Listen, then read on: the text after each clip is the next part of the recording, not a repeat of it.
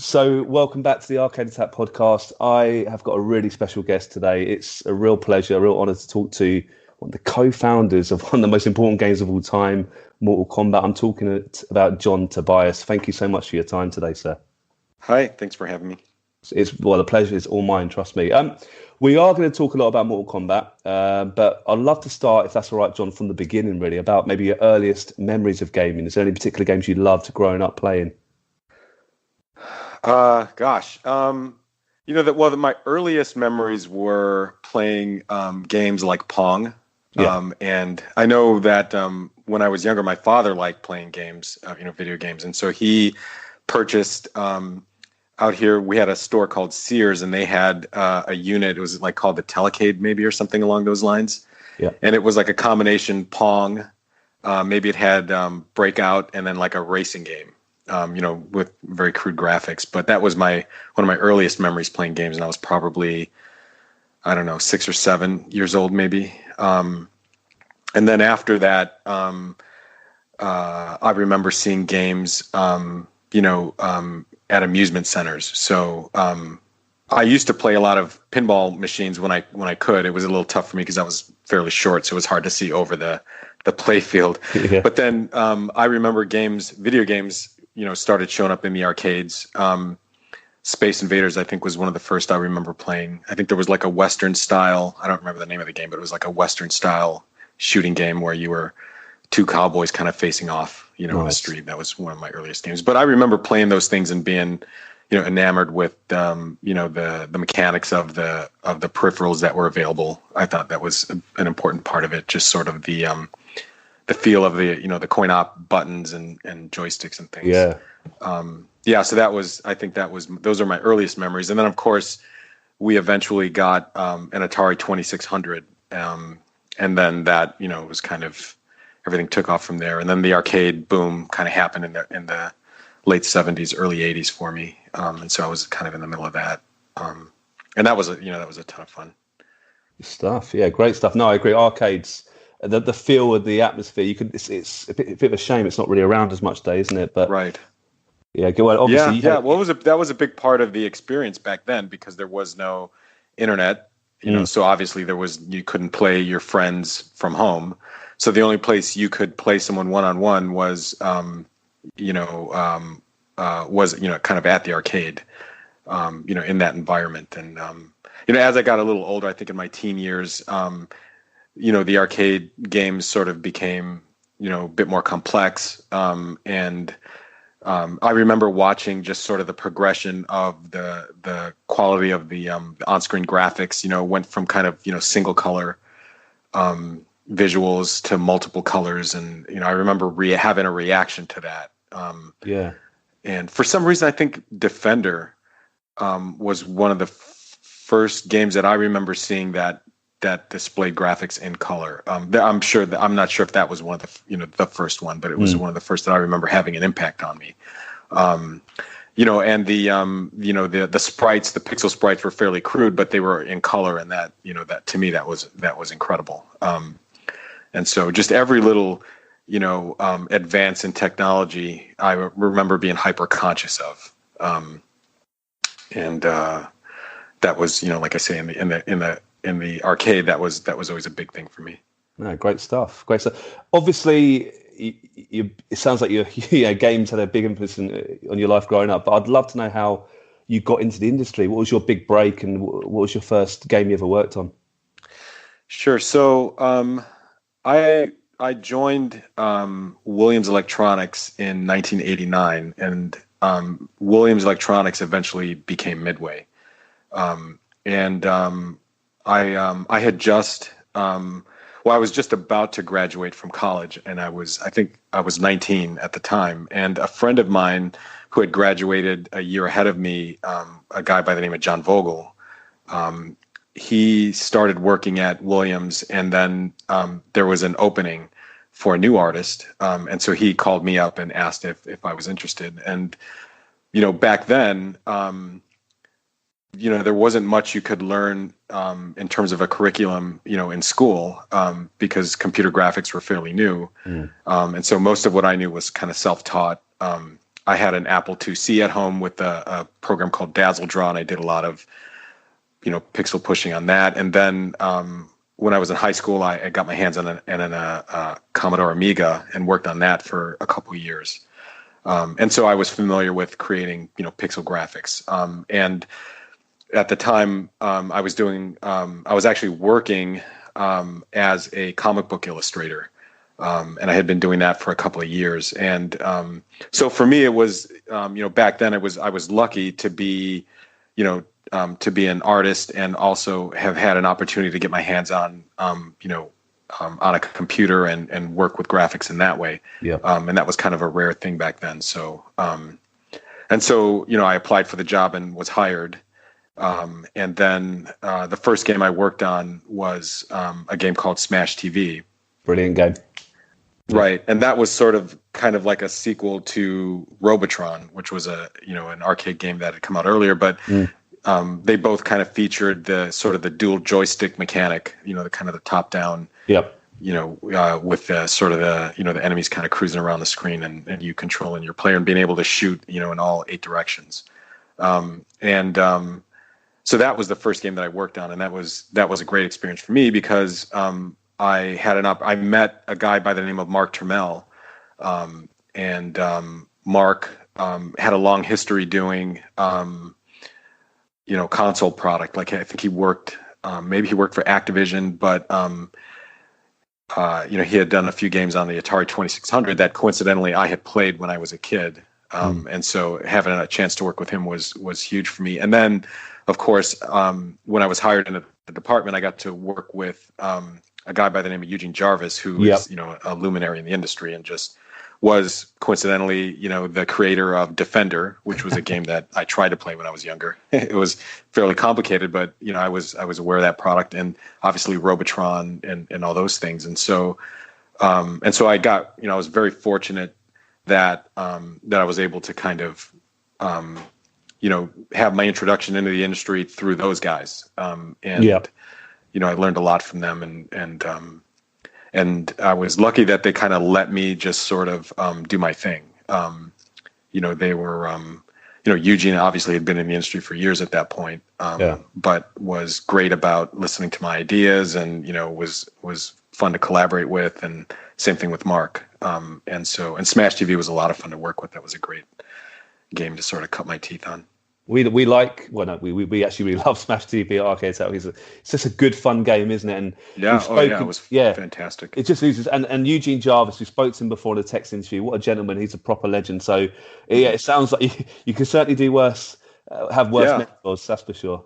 Right. Yeah. No, it was a lot of fun. It was being involved in Williams at that point was a lot of fun. And they were sort of on a rebound because they had weathered sort of the arcade crash that I think happened maybe in the late 80s, and so they had just produced a game called Narc that had done pretty well for them, and so they were looking at kind of rebuilding their video game department, and so I kind of came in at the beginnings of that. Brilliant. Smash TV is very closely, I think, inspired by Running Man, which actually is an Arnold Schwarzenegger one. I think a really good film, actually, and really actually quite good timing because I'm sure you heard, John, that I think Arnie or Terminator is going to be in one of the new characters in Mortal Kombat 11, I believe. Is that right? So I think it's good. I saw that. Yeah, no, it's funny because it's Smash TV was inspired by Running Man and a few other things. It was actually just on Smash TV real quick.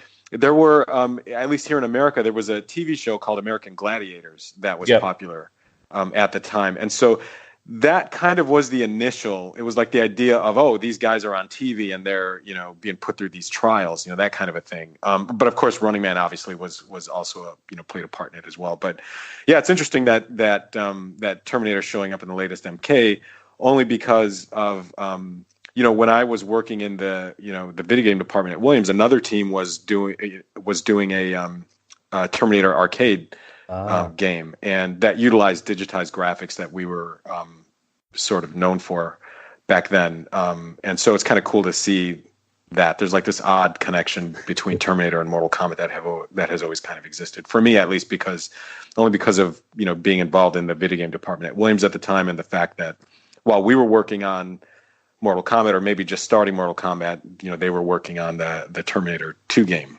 which was an important game for our department because it was a big license, and it was important for us that it performed well. I didn't actually work on the game; it was a different team, but their success was huge. Actually, every video game that we put out in the department back then was important. It was important for us for it to succeed. So because it just kind of fueled our ability to kind of create subsequent games. Good stuff. I mean, bit of a crazy question, but if you could work on a new sort of game, an Arnie-based game, there's a lot of good films. Is there any sort of film you'd love to sort of base a character on, or make a whole film on? Maybe, I don't know, like a Terminator game or whatever, or a game. I would do Conan the Barbarian. Oh, yes. That would rule. That would rule. I love that answer. Or maybe Commando. Could you imagine? That'd be amazing, wouldn't it? Oh yeah. Again, another game, and we Total Carnage. Okay, another top game. I love the look and feel of it. How was that your next game then after Smash TV? Right. Yeah. So after Smash TV, Mark and I wanted to do a follow-up, and so that's what became Total Carnage. And Total Carnage didn't perform as well as Smash TV had, probably for a lot of reasons. But that was a lot of fun to work with, and it was, I think for me, my experience in Total Carnage, it was fun to work on. But one of my frustrations back then was that, Williams was known for digitized graphics. That's what they had done that on a game called Narc. Mm. And then I remember when we were working on Total Carnage, they were probably working on the Terminator 2 arcade game at the time, and that featured digitized graphics as well. And we had software that was being kind of developed, to support the production of digitized sprites. And Smash TV and Total Carnage, because the characters were so small, the digitization didn't really lend itself to either of those products. And I remember on Smash TV, particularly when I joined, the idea was that it was going to be digitized. And once I started working with the graphics, I kind of made the choice. Hey, I think we're better off doing this all by hand. And so, Mark and Eugene were on board with that. And so, all the art in that game was hand drawn and animated by myself, and there was another artist named Tim Coman who worked on it as well. But Total Carnage was kind of the same thing, where it was all kind of hand drawn pixels. And as much as I loved doing that work, to me it felt like, wow, if we could feature larger characters with digitized sprites, that would be a lot of fun to work with. And so, subsequent to Total Carnage, that's where kind of Mortal Kombat was an attraction for me, because it was going to be a one-on-one fighter, and the idea of working with the digitized sprites was something that I thought was something that I wanted to do. Ah, great stuff. I'd love to know, actually, it's a bit of a personal question, John, but do you remember the first time you ever met Ed? I mean, Ed Boon. He was obviously, you and him made Mortal Kombat. Did you get on straight away? Was there any other game ideas? Was he in the same department as you? I'd love to know how you sort of got introduced. Yeah, it was a long time ago. So what I remember is Ed had programmed pinball machines for a number of years before I had joined Midway. And when shortly after I was hired, I don't remember how long afterwards, might have been a few months or so, but Ed had come down to join the video game department. And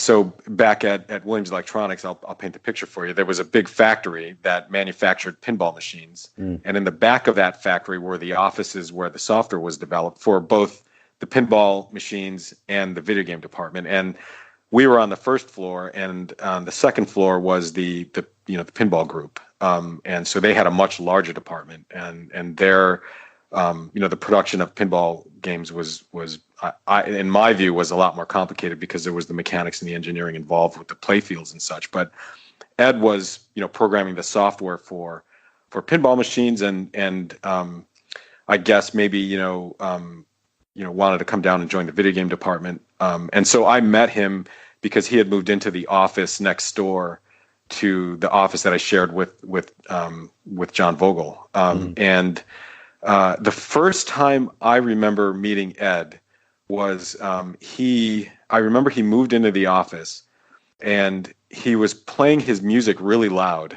And I remember him coming over to our office to hear how loud his music was, to know whether he was playing it too loud or not. That's the first time I remember meeting him. And I remember him kind of knocking on the door and coming in and going, "Hey, is that too loud?" And then kind of going back and lowering the volume. But that's what I remember when I remember meeting him the first time.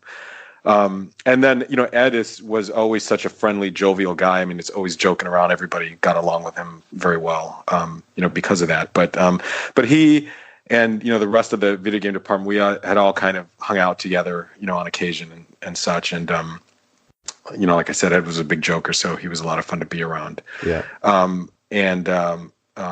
But he had worked on, he was working on a football game at the time.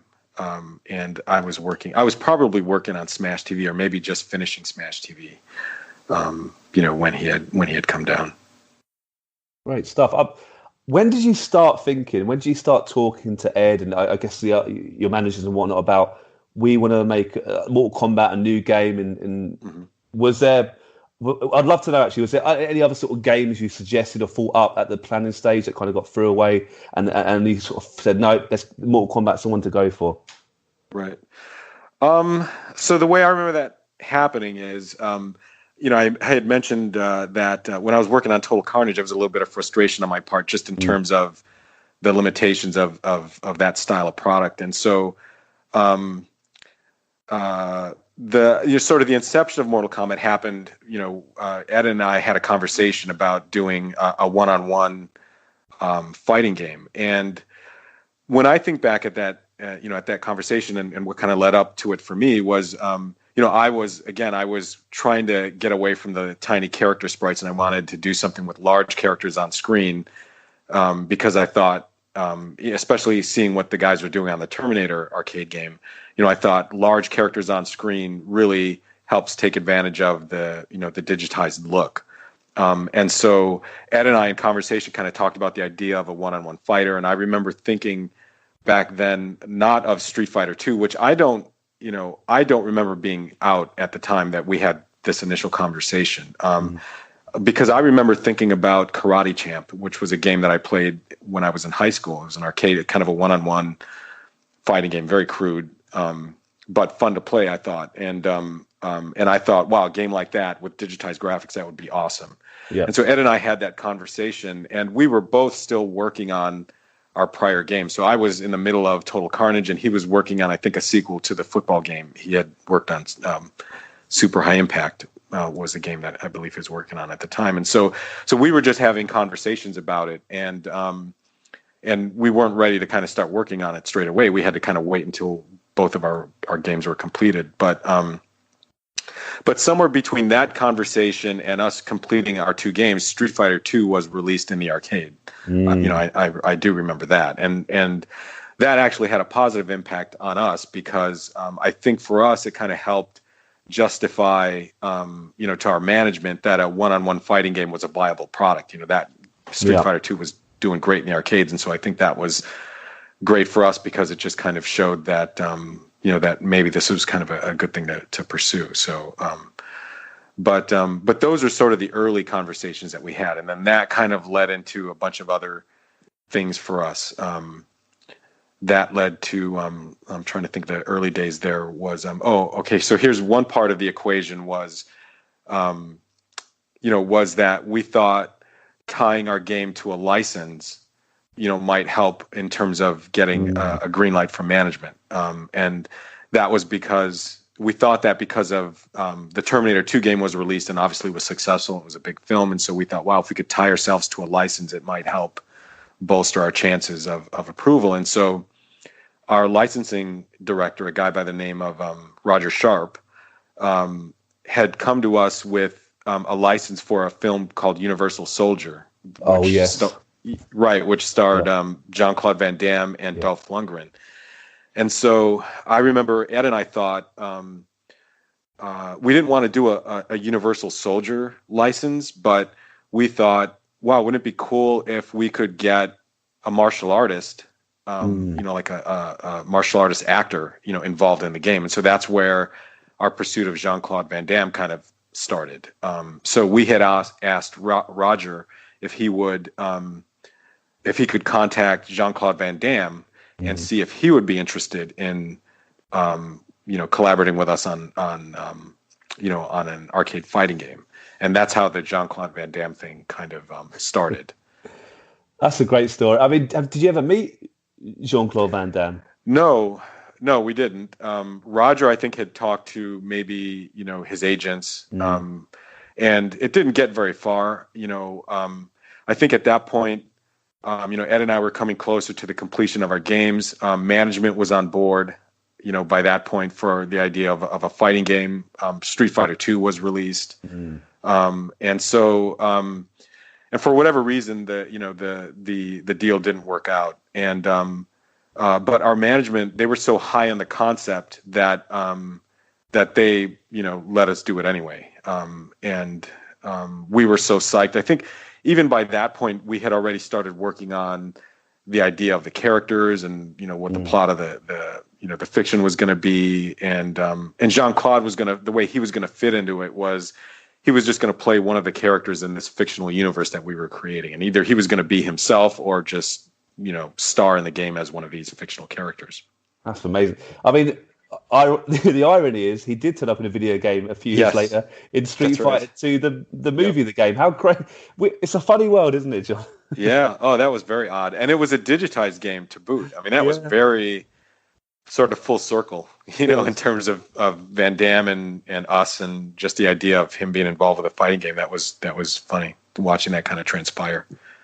I'd love to, a bit of a hypothetical question, but imagine if you did make the Universal Soldier game. I'm pretty sure we wouldn't be talking about Universal Soldier 11 right now. Right. Do you ever think where your life might be if you thought, I'm just going to make the Universal Soldier game? Not a bad film, but it could have been a completely different ball game. Do you think? Yeah, I mean, I don't know. I don't know that game would have been a fighting game. More likely it would have been sort of a side-scrolling beat 'em up.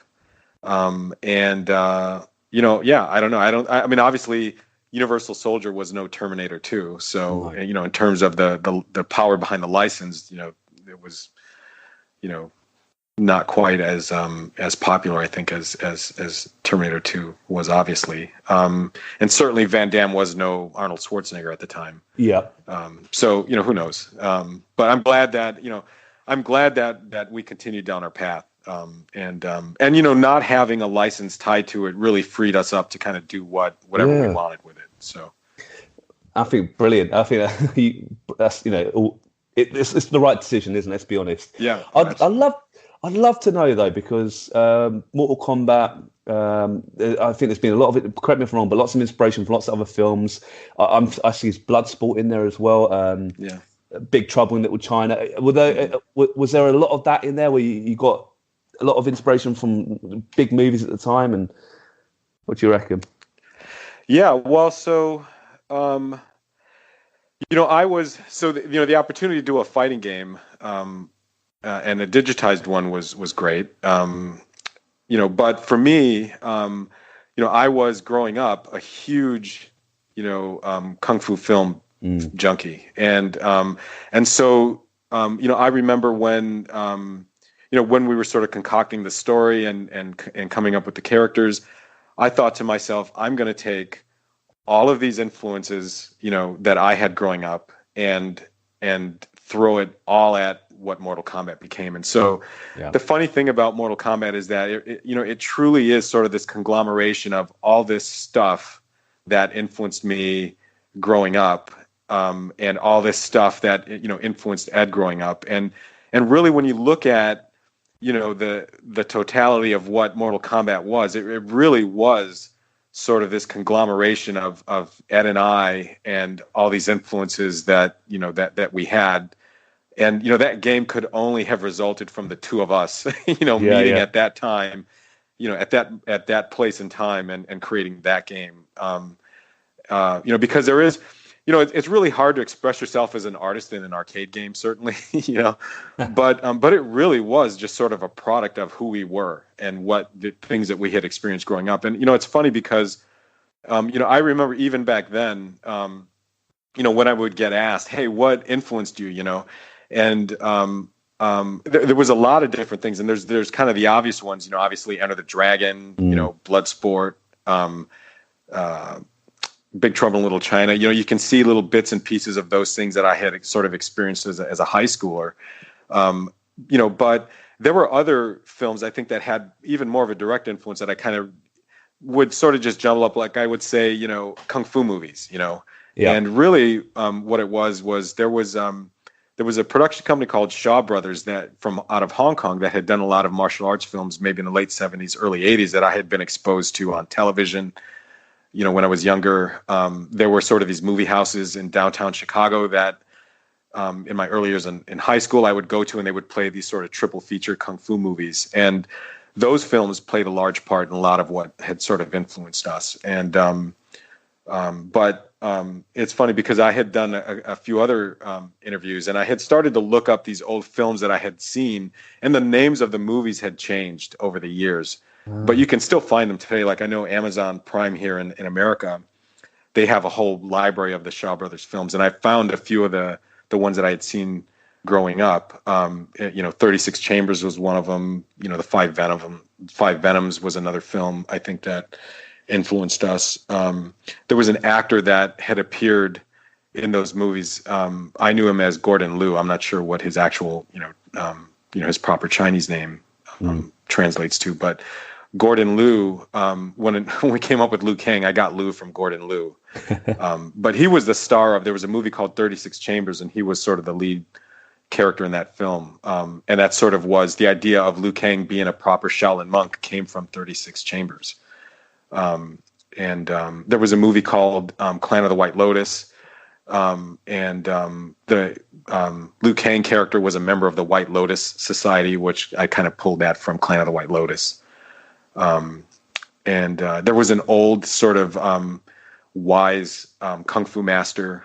He was an evil guy from Clan of the White Lotus. Yeah. That was sort of the inception of Shang Tsung. Actually came from that character. There's a little bit of Lo Pan from Big Trouble in Little China as well. But what I'm getting at here is just that Mortal Kombat really was just sort of a mashup of all these things that I had experienced growing up, and so we really just threw the kitchen sink at Mortal Kombat. And there's some Star Wars in there in terms of how the story had transpired through the subsequent sequels from Mortal Kombat. But it really was sort of this love letter to all this stuff that that I was a fan of growing up.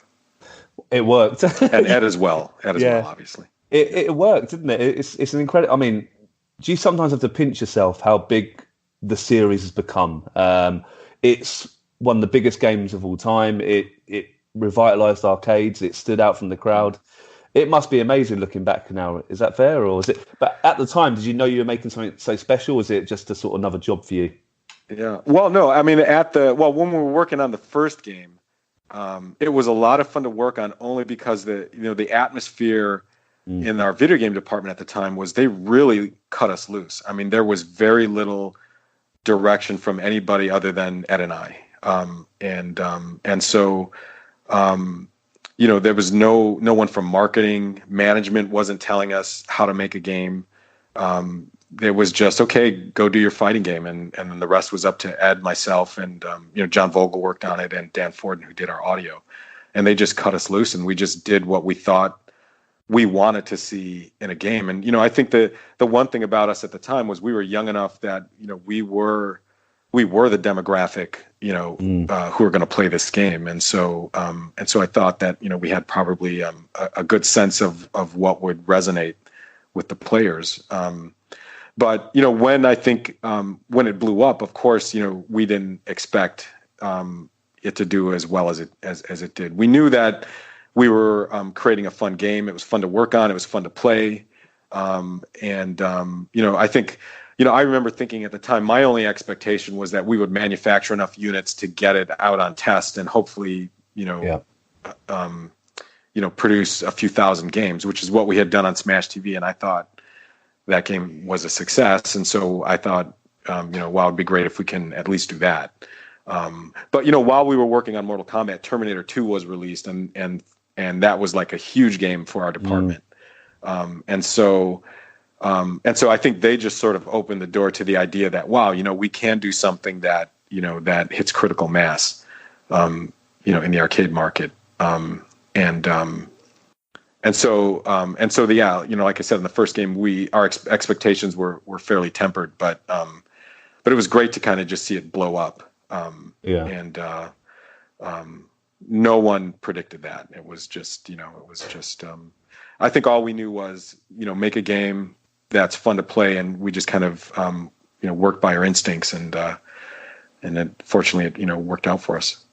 I mean, correct me if I'm wrong, John, you worked in a small team to make the first game. It was only a few of you, wasn't it? You and Ed and a few other people. But how did you fit all the work in? I've got you down here. You developed the stories, the themes, the settings, I've got here, you made the complete roster of characters. I mean, that must have been a lot of work. I don't know how you did it. Well, we didn't sleep much. I remember that. And so, I mean, it's funny because today there's a lot of controversy around the work habits of folks who work in our industry, and back then it was similar. But for us though, it was like there was never anybody cracking a whip. It was just we were young and we had a lot of energy and we enjoyed what we were doing, and so it really was you just pour your heart into your work effort, and so, I mean, that's how all that work got done. It was just, we didn't sleep much, and we worked, 14, 16, 18-hour days. I remember sometimes we wouldn't sleep, when it came time to kind of release, the game into the arcade. I remember leading up to our first test, us kind of working incredible hours. And, Ed was an amazing workhorse. I mean, he just, I remember sometimes he would bring a duffel bag with his clothes, and he just wouldn't go home. So that was the type of energy that we had, and the passion that we had for what we were doing. And fortunately, I think with games back then, is the scope of the product wasn't as large as they are today. So that it really only took a handful of people to create something.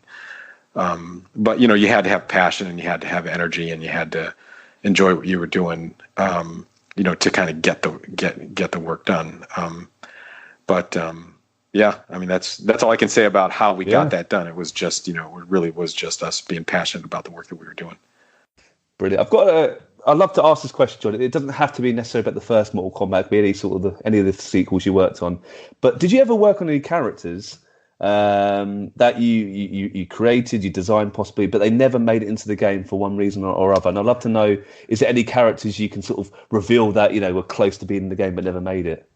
Yeah, I mean, all the stuff is kind of out there already, but on the first game, because so one thing about the first game was that we were working on a compressed schedule, and so everything that we did was sort of utilitarian. So I didn't do a whole lot of concept art. It was all very, I would do a few sketches and have ideas in terms of what the costume pieces were going to be that we were going to have to gather.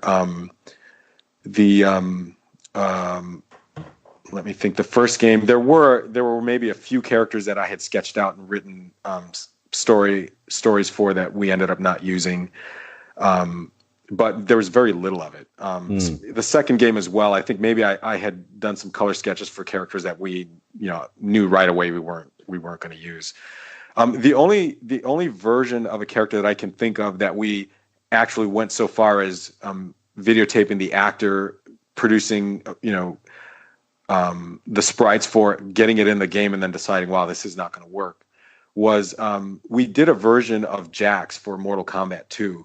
And my original sketch for him had him sort of in this yellow kung fu outfit that I made it yellow and black. It was sort of a call out to Bruce Lee from Game of Death. I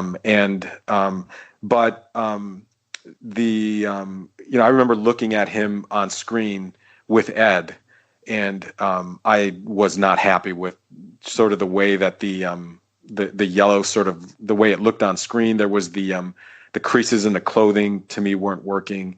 And I just wanted to redesign the character. And so Ed and I decided to kind of scrap that version of Jax, and we sort of went back to the drawing board. I did another marker sketch of him, of the Jax that you see ended up seeing in Mortal Kombat, and we reshot the actor John Parrish in the new costume. And so that was, I think, a good call on our part. But that was the only time I think that we had gone that far and ended up scrapping what we did. It would have been much more difficult to do that on the first game, only because I mentioned, we had a compressed schedule, so we were just, firing on all cylinders on that game, and we threw away very little.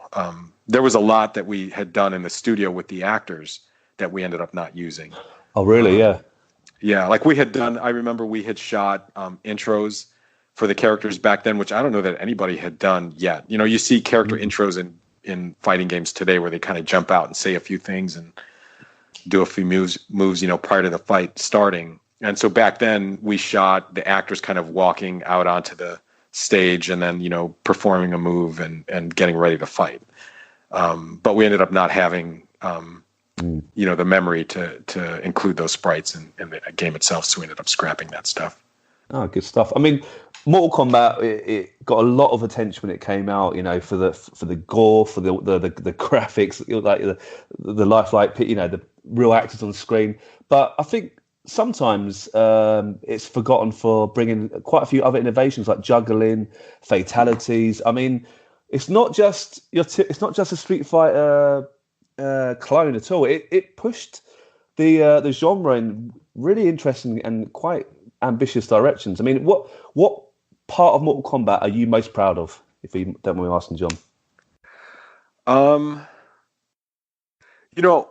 I think when I look back at the first game in particular, what I'm most proud of is just sort of the process the process to create the game. I think is, obviously the way that it resonated in popular culture is, I'm very proud of that.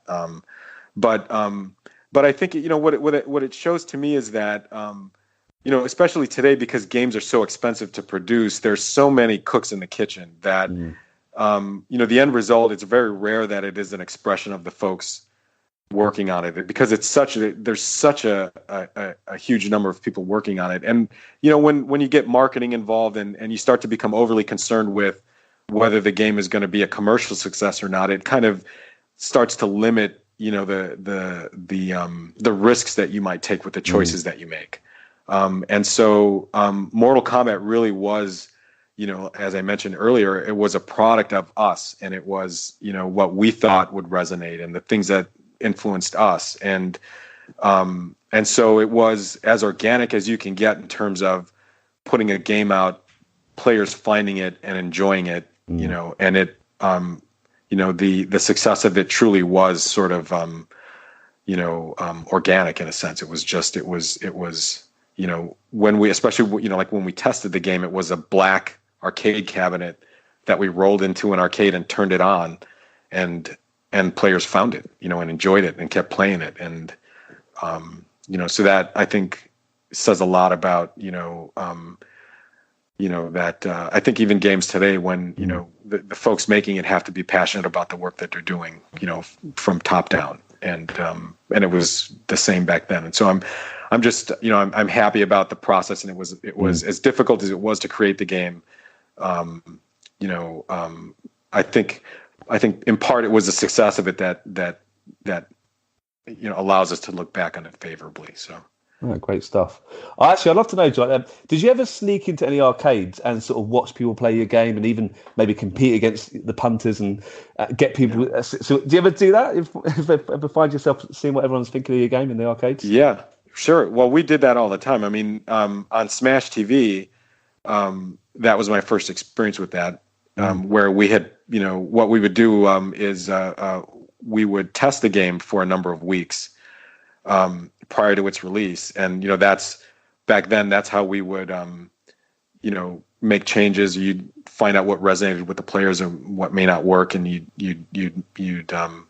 change some things here and there. And so, so when we would put the game out on test, typically we would do a weekend test at first, And it was important for us to kind of be there and watch the players. And so we did that a lot. And fortunately, especially I think for Ed and I, we were young enough that we could blend in with the crowd, so they didn't know who we were. And so we would stand around and watch them play. And that was always a great experience. And you'd learn, as I mentioned, you'd learn what worked and what didn't. And, one of the hard truths about testing games back then was that you learned right away. It felt to me, at least, like we learned right away whether we were going to succeed or not. And I remember a saying, I don't know if it came from Eugene Jarvis or Mark Tamel, but somebody had a saying of the first player who drops a quarter into the game, if he doesn't drop a second quarter in the game, you're dead. Wow. And I don't know whether that was true or not, but I remember having that impression. Like, that's how crucial that first, and it typically for us was a Friday evening, that first Friday evening watching players and their behavior with the game was crucial for us. And certainly the earnings were as well. But Smash TV, I remember having a positive, that first weekend test did really well. And so we knew that that game was sort of, on the right path. And the same thing with Mortal Kombat. Our first weekend test, we did incredible. And I remember when we had rolled the first game in, the first MK cabinet into, it was an arcade called Times Square on the north side of Chicago. And I remember we turned it on, and there was a Street Fighter II machine there that had, this huge crowd of players around it. And so we were scared shitless. I mean, we didn't know whether anybody would play our game, and so I remember standing there watching it. Ed and I were there, and probably some other folks from Midway were there as well, because it was always a big event when your game did your first weekend test. And I remember watching the first guy kind of come over, first player, and play the game, and then going over and pulling over another guy from the Street Fighter crowd, Nice. And slowly they migrated over to Mortal Kombat, and they stayed, and it was that way all weekend. I remember by the end of that weekend, we had a huge crowd of players around MK, and the Street Fighter 2 crowd had sort of dwindled. And so we were extremely excited. Like, we thought, wow, we've got something special here. And so that was a great result for our first weekend test. But staying there and watching the players play was a big part of our decision-making process in terms of, what we did that we thought worked and what we needed to change a little bit. And I don't know that there was much that we changed on Mortal Kombat. I think that we had kind of kept a lot of what we had. And I think watching their reactions to the fatalities, I think, was important for us. That was a big part of our decision-making process with fatalities. Like, we knew that it got a great reaction from the players. And one thing that I think was important for us was any positive reaction you got from the players was a good thing. It didn't matter what it was that was in the game. If they reacted positively to it, it was thumbs up. And so we just knew, okay, push more on that. So I love that. We did a lot of watching the game on location. Brilliant. I love that story. Thank you, John. Just on Street Fighter really quickly, are you a fan of the game? And is there a character in Street Fighter you like playing with, or is that a bit of a touchy subject? Yeah, no, not at all. We were huge fans of Street Fighter 2. It was a great game. It was fun to play.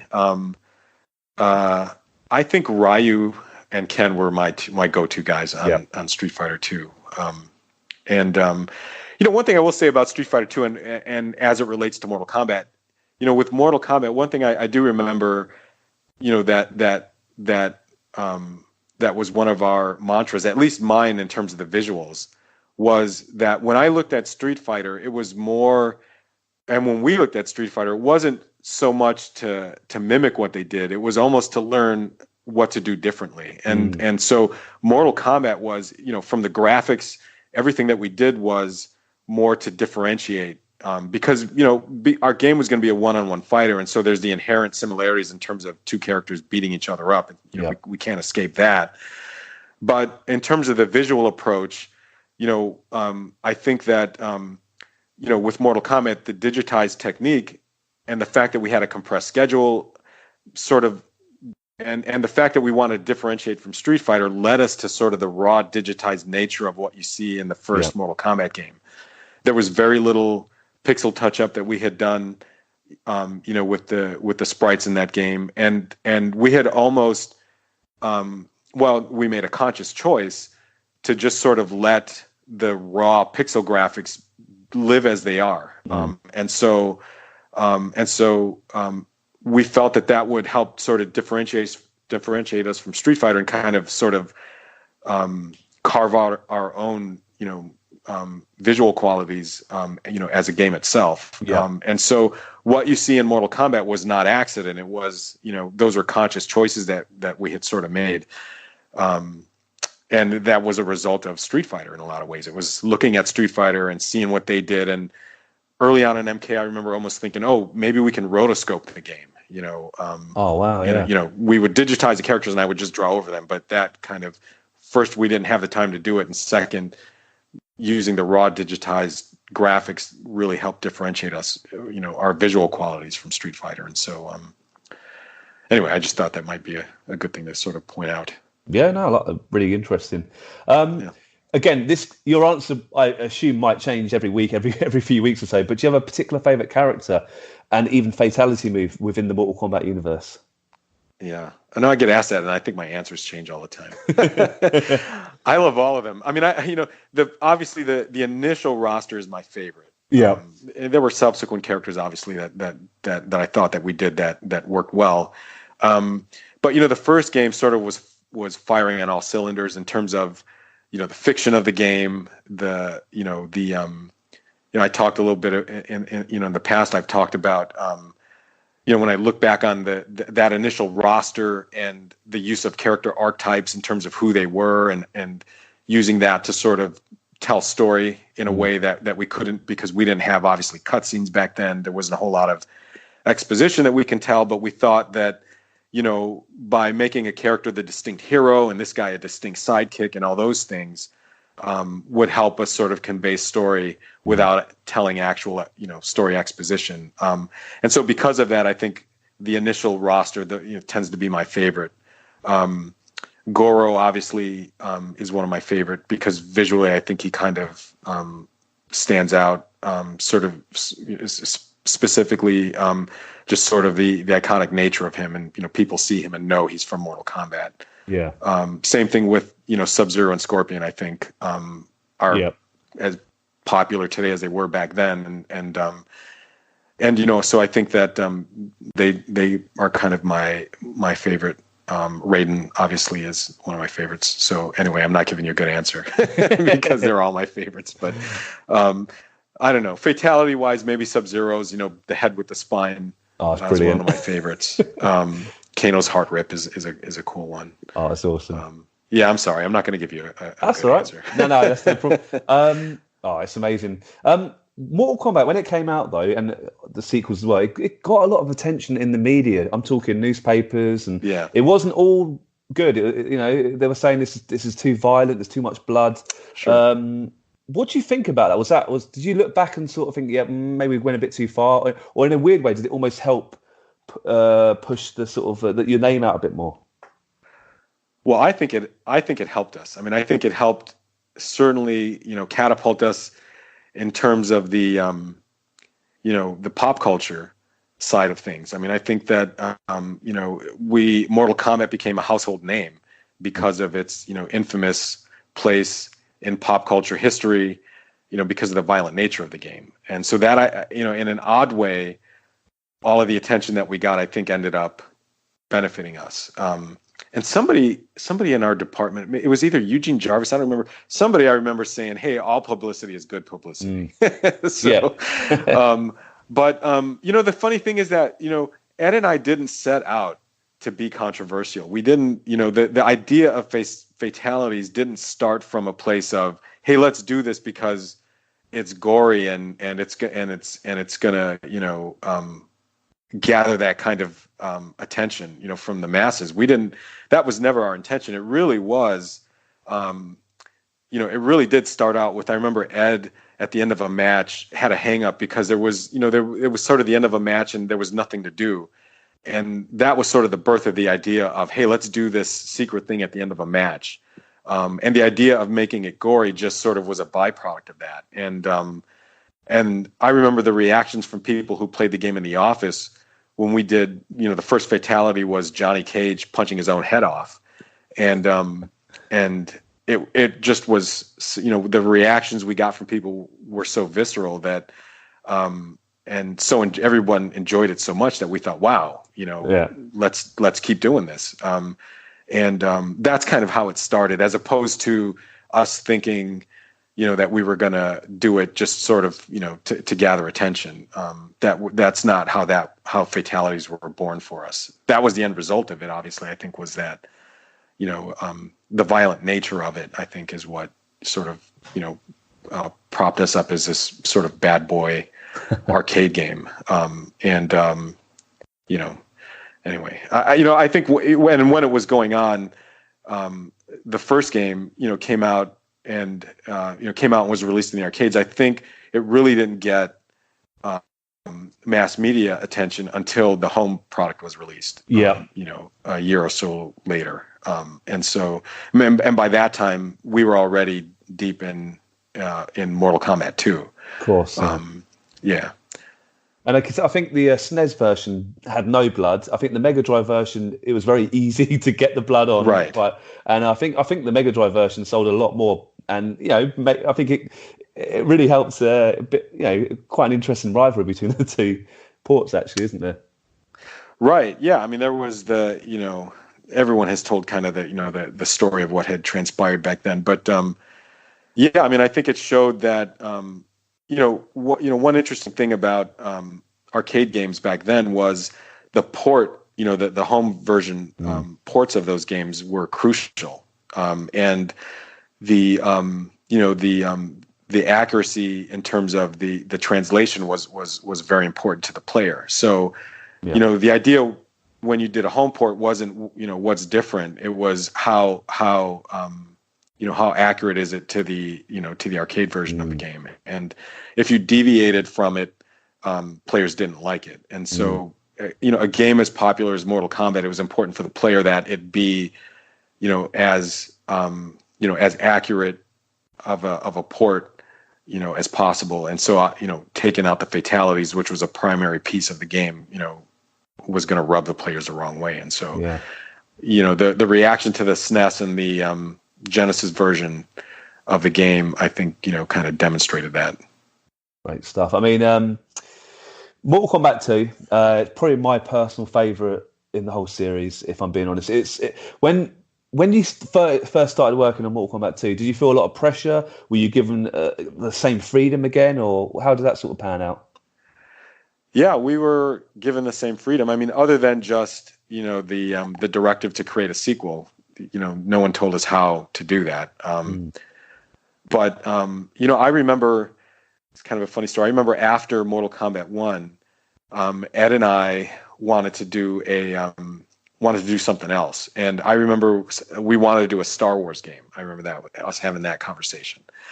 And that didn't get very far because, the first Mortal Kombat game was performing so well in the arcades that, I remember having a conversation, Ed and I had a conversation with our general manager at the time, a guy by the name of Ken Fidesna. And Ed and I had conveyed to him that we wanted to do a Star Wars game. And I remember his reaction was, Star Wars, you guys are going to do Mortal Kombat 2. And so that was fine with us. We had enjoyed working on the first game so much. The opportunity to do a sequel, we thought was a great thing. And for me in particular, I remember being excited because the first game, there was sort of this fiction that we told, and it was just sort of the beginnings of it. And so we were sort of excited to be able to expand on it. There were things about the process, just sort of the development process that we knew that we could improve. And so that was exciting because we knew that the second game was going to look better, because I think there were maybe some improvements in the hardware that were going to benefit us, in terms of the graphic quality that we were going to be able to take advantage of. We were going to have more memory so we could have more characters, and then we were going to have more time as well.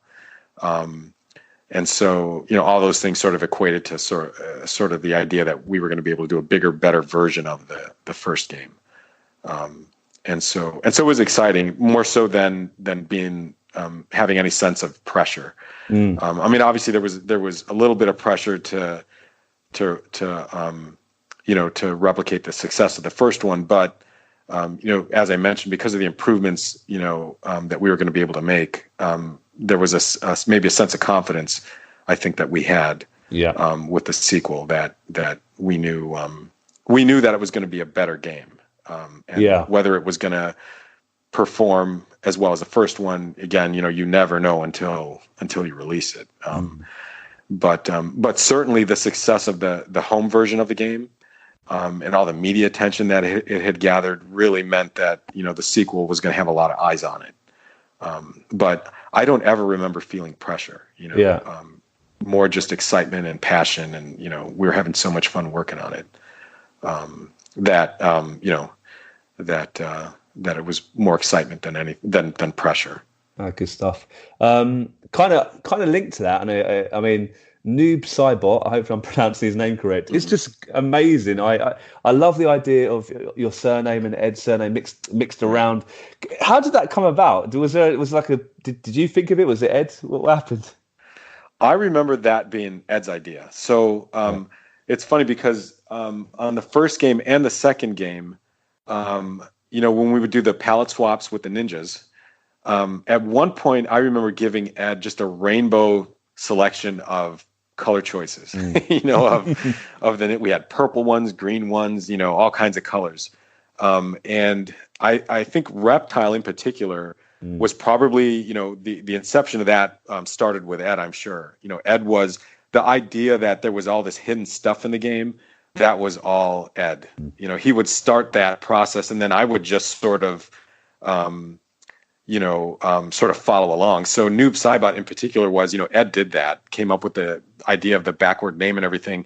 And then when I found out about it, it was just on my plate to sort of make up some fiction for the character, to help fit him into the universe. But most of that hidden stuff, Rain, Noob Saibot, Ermac, his history was a little bit different, but all that stuff sort of would start with Ed kind of bearing that into the game. And then we would just sort of, come up with fiction to kind of help meld them into the story and the larger fiction of the rest of the game. But Noob Saibot was, that was Ed's idea. And it was funny because it wasn't until years later that we had actually given those characters sort of a proper introduction into the game. I think maybe it was Mortal Kombat Trilogy or maybe Mortal Kombat 3 where we had actually written some fiction for those characters.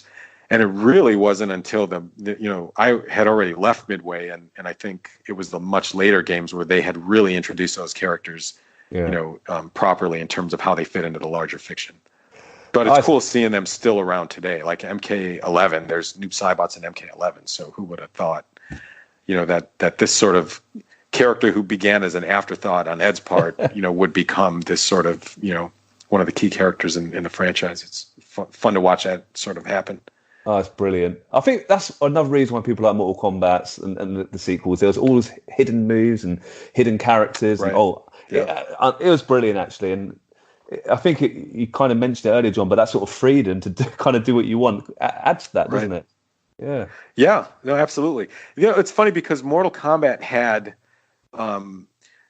it's interesting because especially with the first game, the fiction of the game was sort of, it was a lot of it was in the players' heads. There was very little exposition to the story that we could tell.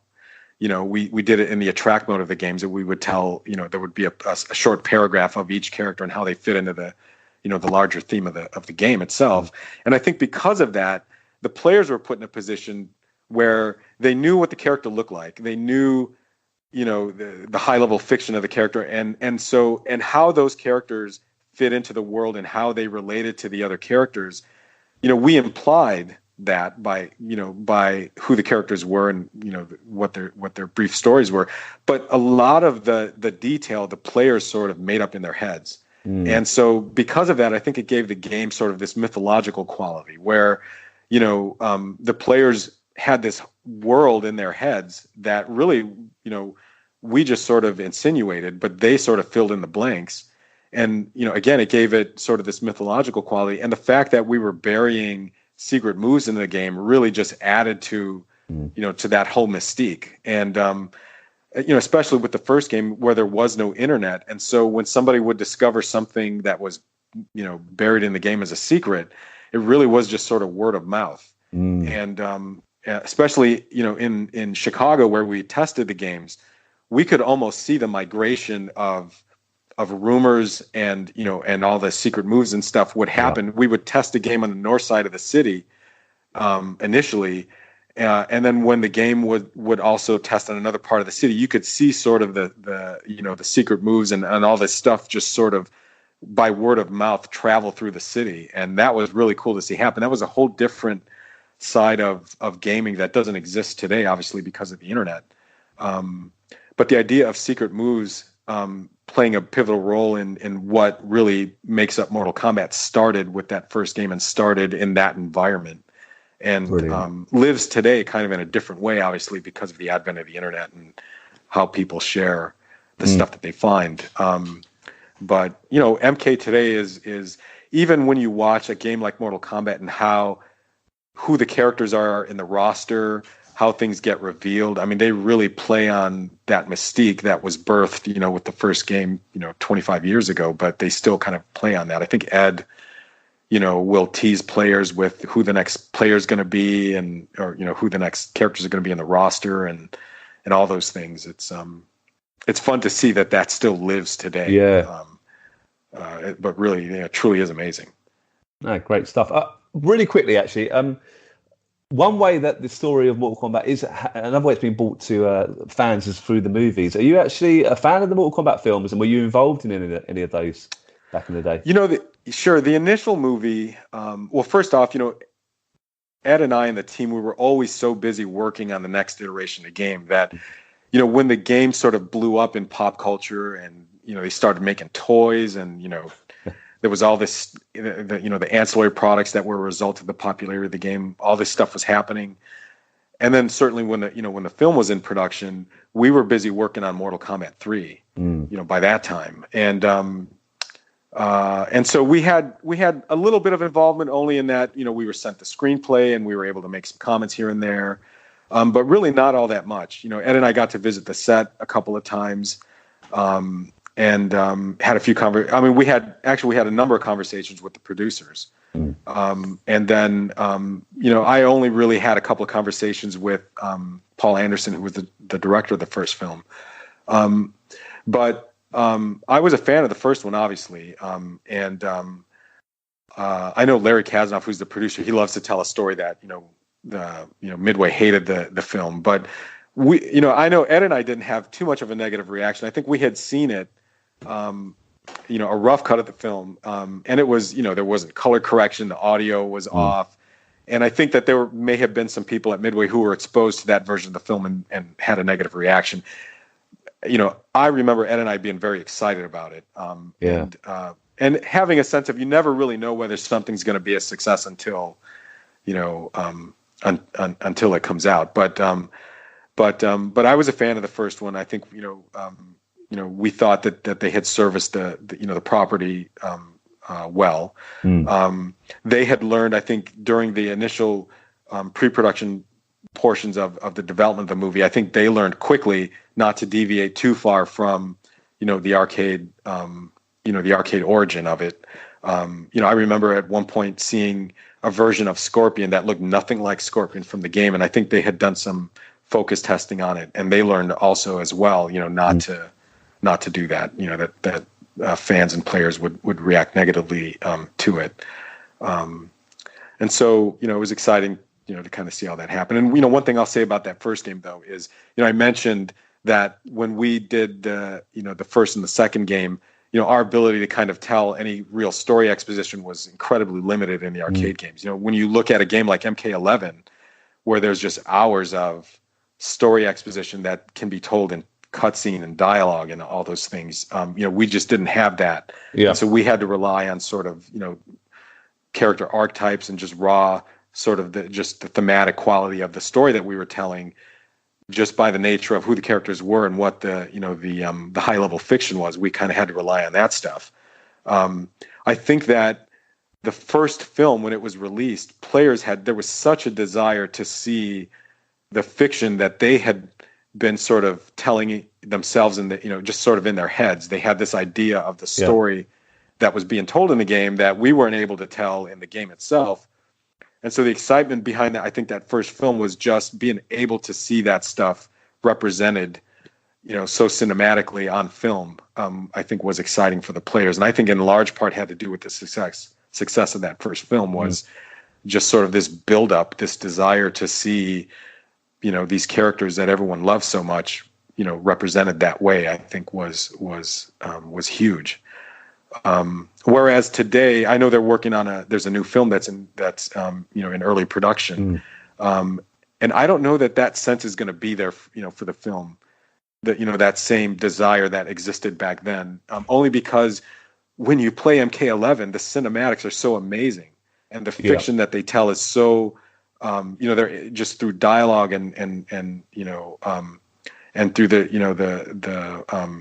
the process of playing the game, they're able to unfold so much, story exposition that, and they do it in such an amazing way that I don't know that, when we see the stuff being told cinematically on film, well, I just played through MK11 and it was amazing. So what are you guys going to do, in the film that I haven't seen already? So it's going to be interesting. Those guys have their work cut out for them in representing the game in a way that is true to the story, and in a way that the players expect. Because I don't think that the novelty of seeing it on film is quite what it was 25 years ago. No, I get that. I think you make a good point, definitely. Bit of another tough question. Is there a particular Mortal Kombat title, any game in the series that you think, this is what I would class as the definitive game? It's where everything came together properly, and it's, not necessarily your favorite, but which one do you think sort of defined the series for you? Well, obviously the first game, in terms of laying the groundwork, but I think MK2, only because it was such a good, it like encapsulated what we had done in the first game, but did it in a way that it was just sort of us cut loose, and I think the mechanics of the gameplay, I think Ed was just on his game, for that particular one. And so I would say MK2 for me, I think is the best sort of, it was the we expanded on the story, and I think it fulfilled a lot of what the players were looking for in a sequel. And so I think, if we had failed with that second game, I don't know that MK3 or the film or all those other things would have happened. Because MK would have maybe been dismissed as a fad if we had failed on that sequel. Like I said earlier, Mortal Kombat 2 was just brilliant. I just thought I love the first Mortal Kombat, but it just seemed to improve in all areas, truthfully. So you made it. I'm going to listen to you 100%. A bit of a personal question, but why did you leave Midway? Because you're on a good thing, obviously. Mortal Kombat was getting bigger and bigger. Do you mind me asking why you decided to leave Midway Games? No, not at all. So it's interesting. So I think, when I was involved with Mortal Kombat and watching it sort of grow and explode, at that stage, I think when I left, I was like 30 years old, and there was myself and a group of guys who I had worked with. The desire to start our own development studio and try our hand at that, I think was a big part of the reason why. And of course, it's difficult to leave something like a Mortal Kombat. By the time we had left, I think the arcade industry itself was already starting to wane. And so, working in the Chicago office at Midway, we were still producing arcade games. That was still our thing. And I had sort of branched off with the team to do there was a Mortal Kombat Mythologies, the Sub-Zero game that had come out, and that was a straight to home version of the game. But we were also producing MK4 at the time. And, as I mentioned, the arcade industry itself was starting to kind of wind down. And so, at that stage, it didn't really matter what you did in the arcade because, your success was sort of tempered by, what the industry as a whole was doing. And so I was sort of watching that kind of transpire. And my frustrations as a developer, I think, was when we started to turn our attention to the home product, in the late 90s there, it was new for us because, we were used to working with smaller teams on the arcade games, and the home product required us it was sort of a different animal for us. And sort of the, the process of developing those home games for us was a bit of a struggle. And so, while that wasn't a direct, reason for why I left, I mean, I think that played a part of it. And, when we thought about, wow, if we were to walk away, what are the chances that we're able to kind of, strike a development deal with somebody? And one thing that I had learned from talking to other people who had worked, in the console industry was, when the new consoles are kind of coming out, that's when there's a lot of money. This is the world back then. Yeah. But that's when there's a lot of money from publishers floating around, and they're looking for people to develop on their new platforms. And so we knew that there was going to be a short window of opportunity for us to be able to strike a development deal. And unfortunately for us, we were working on there was, Ed and those guys had kind of branched off, and they were doing an arcade game called The Grid. We were still also working on, there was a Mortal Kombat home game called Special Forces that we were sort of in the middle of working on that had its own development issues. But, unfortunately, that game was going to realize some delays, and our window of opportunity for getting a development deal, we thought it's going to come and go. And so that's why we left at the moment that we left, was because, the Xbox, was coming out. There was a PlayStation 2 that was coming out. And so we thought, wow, if we're going to form a studio, get a development deal, it's going to be now. And that's why we left at that particular moment. And it was tough to leave Mortal Kombat. I mean, obviously, the fourth game had come out, I think did well in the arcade given the condition of the industry. But we were all kind of taking maybe a little bit of a break from Mortal Kombat as a fighting game. But I remember when I left, I still felt that, Mortal Kombat was going to be a forever property. It's because of its place in pop culture. You can have a game or two that maybe don't perform so well, but all you got to do is kind of dust it off, create a proper game. And if it's good, the players will come. No one's going to forget about, Mortal Kombat.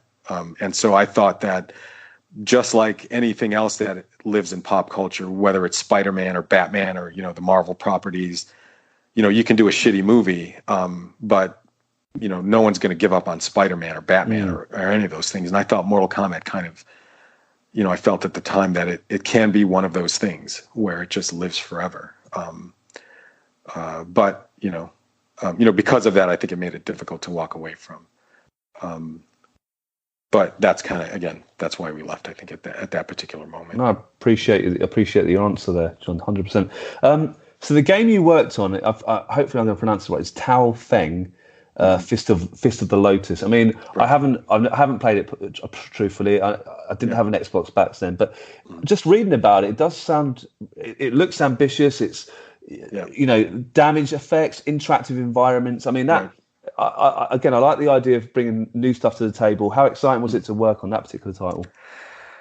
So that's interesting. So when we formed our studio and started to go out and look for a development deal, a fighting game was not our first choice. The last thing we wanted to do was get put in a position where the expectation was for us to replicate the success, of Mortal Kombat. And me in particular, I thought, Mortal Kombat is such a product of the right, game at the right time, and I just didn't want to have the pressure on our studio to have to replicate that success. But the one thing that we learned real quickly was everybody was only interested in working with us if it was a fighting game. And so we got pigeonholed into doing a fighting game. And so Microsoft, came knocking on our door with a development deal, provided we would do a fighting game. And so we bit at that opportunity. And so despite, being fearful of the expectations, we just sort of launched into, okay, well, if we're going to do a fighting game on one of these next generation systems, what can we do to help differentiate? What can we do to help, make the game unique in its own way? And so that's where sort of the visual damage to the characters, the idea of your player taking damage during the course of a fight, and all those things. I think there may have been games that had done it in the past, but as far as I know, at that particular time, we hadn't done that on MK. I don't even know that. I guess maybe they had started working on, I don't remember the name of the first MK game. Was it Deadly Alliance maybe? Was being worked on at the time. So I don't know that game had character damage. Maybe it did. But so that was sort of the inception of Tao Feng. In hindsight, I think the fact that I themed it, there was sort of these, the Asian, mystical qualities to the theme of the game, which is what we had done in Mortal Kombat. Obviously, my history with that and my love for Kung Fu movies just sort of found its way into Tao Feng as well. And so that's why, and one thing I will say about Tao Feng is, the game, I think, suffered mainly because of the mechanics of play weren't quite where they needed to be. And, one thing about games, especially something like a fighting game where, the mechanics are so crucial to it. If you misfire, and any portion of that side of the game, the rest of it sort of doesn't matter. The audio quality, the fiction of the game, the visual quality, none of that stuff matters if the play mechanics aren't there. Yeah. And I think that's where, Tao Feng slipped up was, we could have used, a few more months of testing of playing and tuning up in terms of the quality of the core mechanics of the game. And so we probably released it a little bit earlier than we should have. But it was a lot of fun working on that game. We built our studio. I worked there were a lot of talented people who came out of that studio who are still in the industry today, working on huge, games. And when I look back at that collection of people, it was a good group of people. We made a lot of friends, and a lot of people sort of cut their teeth in the industry on that game. So despite, I think, and the game actually performed decently for us, but I think, despite not being able to replicate, obviously, the success of Mortal Kombat, I think, when I look back at that game, for me at least, it was a fairly positive experience. Yeah, great. Actually, you said you didn't really want to do a fighting game. What were your games that you were desperate? Was it back on the sort of Star Wars game, or was there a genre you were desperate to get into? We were thinking about maybe a racing game. I mean, it was just sort of, we were just beating around, a bunch of different ideas, and it was more about, we had been talking to a few different publishers, and they had ideas for the types of things they wanted, but it always kept finding itself back to a fighting game. But, for some reason, I remember a racing game being one of them. Oh, great stuff. Yeah, but we never really got, very far with the concepts of those things. Did you ever start work on that Star Wars game? Because there is rumors that on the internet that you started work on a bit. Was it literally just ideas? No. So it's coincidentally, when I was with Studio Gigante and we were working on Tao Feng, there was a period of time where we were putting together game proposals, and one of the concepts we put together was a Star Wars fighting game that we had proposed to LucasArts, and we created a prototype using the engine. We had done a wrestling game, was one of the products that we had produced, and using that engine, which I thought was a fantastic engine in terms of our ability to do graphics and animation, we used that engine to create a prototype for a Star Wars game. That I think that's what you're probably referring to. Someone put a video on the internet about it, so there was. I think we did a prototype, and it was Anakin fighting Darth Maul, maybe. Brilliant. And it actually, I thought at the time, looked great. The funny thing was, we proposed that to LucasArts, and so they were hemming and hawing about whether they wanted to pursue it. And unfortunately, we had closed our studio. And then after that, they had come back to us and said, "Hey, remember that prototype you guys put together? We might want to pursue that." And we were like, "Oh, sorry." Oh, man. We've moved on. That's a shame, John, because I think that would have been a great game. I'll have to check out the video. It looked cool. Yeah, who knows what it would have turned out like. And it's funny because that particular prototype we reskinned as a Kill Bill game. That I thought looked pretty cool. And so I don't know if anybody's got. I certainly don't have any old videos of that, but that actually looked pretty cool too. We had done rather than Anakin Skywalker or Darth Maul, it was Uma Thurman's character fighting the crazy 88s, in that environment. Oh, that sounds amazing. Yeah. Oh, it looked incredible. But that one ended up not happening either. Such a shame. I'd love to know, John, are you still in the video game industry? And if so, what sort of projects and games are you currently involved in? I am. So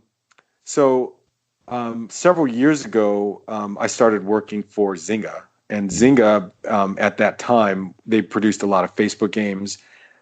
They were trying to find their way into mobile at the time. And so for me, I had worked on console product for a lot of years. And then prior to that, I had worked on arcade games for a lot of years. And so that was, when I got involved at Zynga, that was sort of the beginning of mobile games. And so Mark Turmel, who I had worked with, on Smash TV all those years ago, started working at Zynga's San Diego studio. And so he had called me and was trying to get me interested in coming out and joining him at the San Diego studio. And what interested me about it was I knew nothing about mobile game development. I knew nothing about social gaming. But one thing I knew was that it seemed to sort of open the door to a sort of a new class of players. My mom was playing video games now, and my sister, and all these other people who never touched a video game were now attracted to games. And so for me, it was what attracted me to join Zynga was just the idea of exploring what is social gaming, what is mobile gaming, why are all of a sudden people who never thought about playing games, why are they playing games?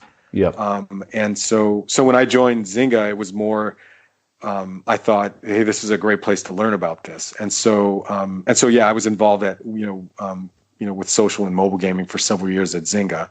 Yeah. And learned a lot about mobile games and social games. And, when you look at the industry in general, the mobile game industry is massive. And the demographics have changed so wildly, with the introduction of mobile gaming. Whereas, we're so focused on console gaming and the male demographic and console gaming is still, in a lot of respects, still stuck in that, living in that world, whereas mobile games, you have to address this whole other audience.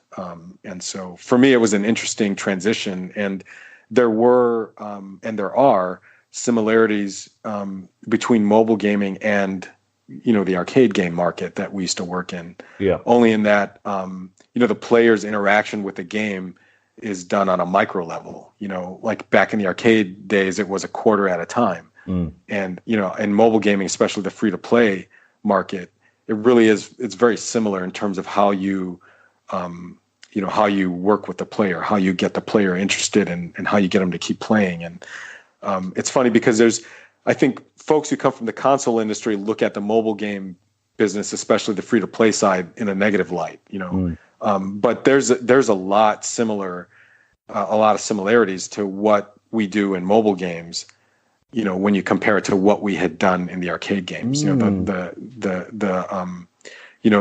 choices you make are, as a developer and a designer, are very similar. And so that's the cool thing about working, I think, in mobile, is that, we're solving a lot of those same problems that we had in the, way back in the arcade days. Okay. Yeah. Great answer.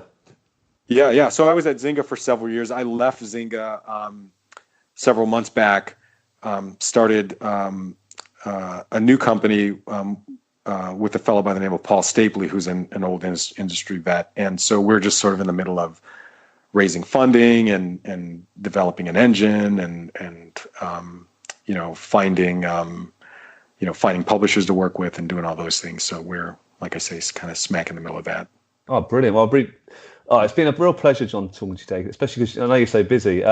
Just a couple really quick questions, and I'll let you get back to work.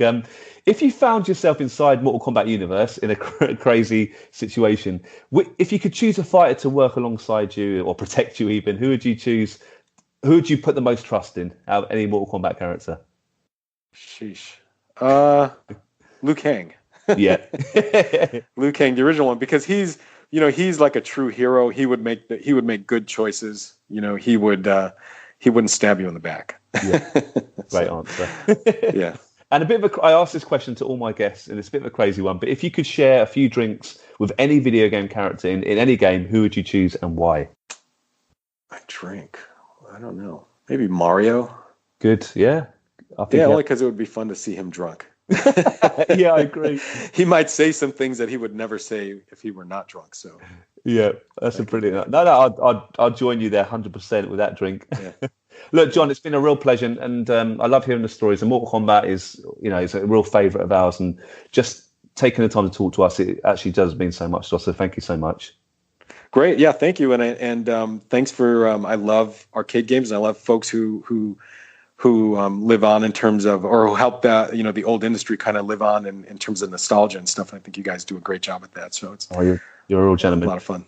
Thanks for listening to today's podcast. We really hope you enjoyed it. If you want to get in touch regarding this week's episode or anything else, you can tweet us at Arcade Attack UK, at Keith Barlow 82, and at Arcade_Adriano. We're also on Facebook at facebook.com/Arcade Attack UK. Please check out our website at arcadeattack.co.uk for lots of retro gaming goodness, interviews, reviews, features, top 10s, etc. And you can also find all our previous podcasts there. Our podcasts are available to stream from the website and are available to download for free from Stitcher, Podbean and iTunes, where you can also leave us a review and a rating, which we would really, really appreciate. So until next time, take care and we'll speak to you soon.